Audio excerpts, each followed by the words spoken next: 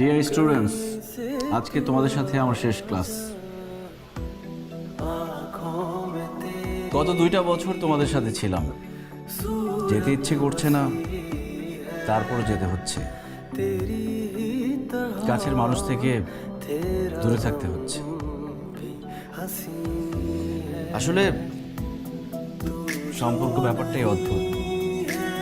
অপরিচিত মানুষ আপন হয়ে যায়, তাদের ছেড়ে যেতে কষ্ট হয়।